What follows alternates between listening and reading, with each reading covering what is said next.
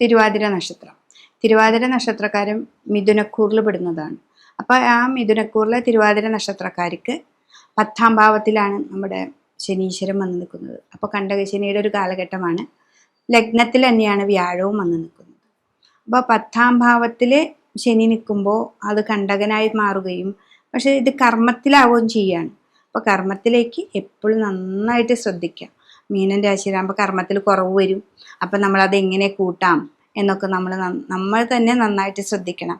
വ്യാഴം നമുക്ക് അനുഗ്രഹ സ്ഥാനത്തുണ്ട്. ലഗ്നത്തിൽ വ്യാഴം നിൽക്കുന്നത് നമുക്ക് ഏറ്റവും നല്ലതാണെന്ന് പറയുന്നില്ലെങ്കിലും നമുക്കൊരു അനുഗ്രഹ സ്ഥാനമുണ്ട് അവിടെ.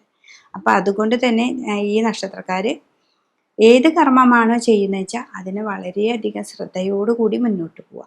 പിന്നെ 3ാം ഭാവത്തിലാണ് നമുക്കിവിടെ കേതു വന്നത്. 3 എന്ന് പറഞ്ഞാൽ നമ്മുടെ മനസ്സാണ്. അപ്പോൾ അവിടെ നമുക്ക് ടെൻഷനെ ഉണ്ടാക്കുന്നു. അപ്പോൾ ആ ടെൻഷനെ ഉണ്ടാക്കുമ്പോൾ നമുക്ക് നന്നായിട്ട് വിഷ്ണു ക്ഷേത്രത്തിൽ പോവാം. പിന്നെ വിഘ്നേശ്വരന് തേങ്ങ ഉടച്ച് പ്രാർത്ഥിക്കാനൊക്കെ സാധിക്കണം. അപ്പോൾ ഇവിടെ ശനിയെയാണ് നമ്മൾ എപ്പോഴും ശ്രദ്ധിക്കേണ്ട ഒരു വിഷയം. നമുക്ക് എന്തെങ്കിലും ഒരു കാര്യത്തിന് പുറപ്പെടുമ്പോഴോ, ഇപ്പോൾ കുട്ടികളാണെങ്കിൽ വിദേശവാസത്തേക്കൊക്കെ പോകുമ്പോൾ ആദ്യ തടസ്സങ്ങളാണ് കാണിക്കുക. ആ തടസ്സങ്ങളെ നമ്മൾ മറികടക്കണം. അതിലെ അനിഷ്ടം കാണിച്ച് നമ്മൾ വീട്ടിലിരിക്കാതെ നമുക്ക് വീണ്ടും ട്രൈ ചെയ്ത് കഴിഞ്ഞാൽ നമുക്ക് അവിടെ നല്ലൊരു ഭാവത്തിലേക്ക് നമുക്ക് എത്തിക്കാനായിട്ട് സാധിക്കും. പിന്നെ എന്ന് പറഞ്ഞു വെച്ചാൽ 9ാം ഭാവത്തിൽ രാഹുവാണ് വരുന്നത്. അപ്പോൾ 9ാം ഭാവത്തിൽ എന്ന് പറഞ്ഞാൽ ഭാഗ്യഭാവമാണ് 9ാം ഭാവം. ഈ ഭാഗ്യാധിപതി ആയിട്ടിരിക്കുന്നത് ശനിയാണ്. ആ ശനിയാണ് നമുക്ക് 10ൽ. അപ്പോൾ എപ്പോഴും കർമ്മത്തിൽ തന്നെയാണ് ഏറ്റവും ശ്രദ്ധിക്കേണ്ട ഒരു വിഷയം. പിന്നെ രോഗാവസ്ഥകളെ പറയുന്നത് എന്താണെന്ന് വെച്ചാൽ 9ലെ രാഹു ആയതുകൊണ്ടും ഞരമ്പ് സംബന്ധമായ രോഗങ്ങളെ നമുക്ക് പറയുന്നുണ്ട്. പിന്നെ കേതു ആണെങ്കിൽ ഇവിടെ നിൽക്കുന്നത് വയറിൻ്റെ ഭാവത്താണ്. കേതു ഗണ്ഡകനാണ്. അപ്പം നമുക്ക് വയറ് സംബന്ധമായിട്ട് സ്റ്റോണുകൾ ഉണ്ടാവാം, കിഡ്നിയിൽ സ്റ്റോൺ ഉണ്ടാവുക, അങ്ങനെയൊക്കെ പറയുമല്ലോ. അങ്ങനത്തെ ചെറിയ രോഗങ്ങളൊക്കെ ഉണ്ടാവാനായിട്ട് സാധ്യത ഈ കേതുവിനുണ്ട്. കേതു എപ്പോഴും ഗണ്ഡിക്കുകയാണ് ചെയ്യുന്നത്.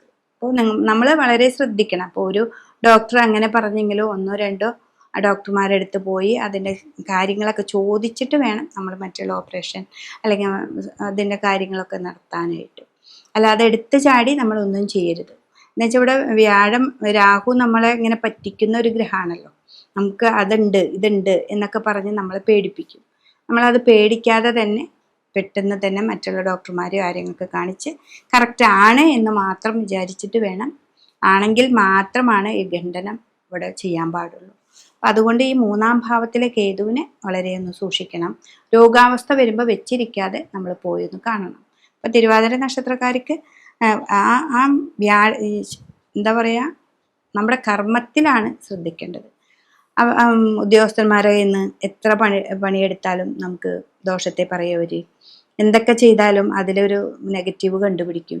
ഇതൊക്കെ ഉണ്ടാവും. ഇതൊക്കെ നമുക്ക് ഈ ഒരു വർഷം പറഞ്ഞിട്ടുള്ളതാണെന്ന് മനസ്സിലാക്കി അത് ഉൾക്കൊണ്ടുകൊണ്ട് നമുക്ക് മുന്നോട്ട് പോയാൽ ഈ ഒരു വർഷം നല്ലൊരു ഫലം നമുക്ക് കിട്ടാനായിട്ട് സാധിക്കും.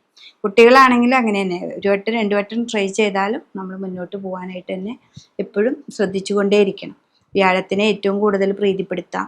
വിഷ്ണു ക്ഷേത്രത്തിൽ പോവാം, ഹനുമാൻ ക്ഷേത്രത്തിൽ പോവാം.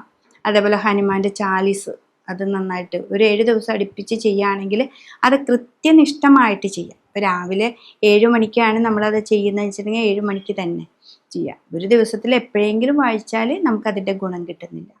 രാവിലെ 7 മണി ആണ്, ഞാൻ കുളിച്ചൊക്കെ കഴിഞ്ഞ് വരുന്ന സമയം 7 മണിയാണെന്നുണ്ടെങ്കിൽ ആ ഒരു ടൈമിങ്ങിൽ ഒരു 7 ദിവസം ഒരു 11 ദിവസം നമ്മൾ കൃത്യമായിട്ട് ചെയ്യാം. പിന്നെ അതും അല്ലെങ്കിൽ നമുക്ക് സഹസ്രനാമത്തിൽ ദേവി മഹാത്മ്യത്തിൻ്റെ 11ാമത്തെ അധ്യായം നന്നായിട്ട് ഒരു 11 ദിവസം നെയ്വിളക്കൊക്കെ വെച്ച് ദേവീനെ പ്രാർത്ഥിച്ചാൽ നമ്മുടെ പല പ്രതിസന്ധികളും മാറി നമുക്ക് മുന്നോട്ട് പോകാനായിട്ട് സാധിക്കും. അതാണ് ഈ തിരുവാതിര നക്ഷത്രക്കാരെ സംബന്ധിച്ച് ഈ ഒരു വർഷം നല്ലതാണ്. മുന്നോട്ട് പോകാനും ഇതൊക്കെ ചെയ്ത് കഴിഞ്ഞാൽ നമുക്ക് നല്ല ഫലങ്ങളാണ് നമുക്ക് കിട്ടുന്നത്.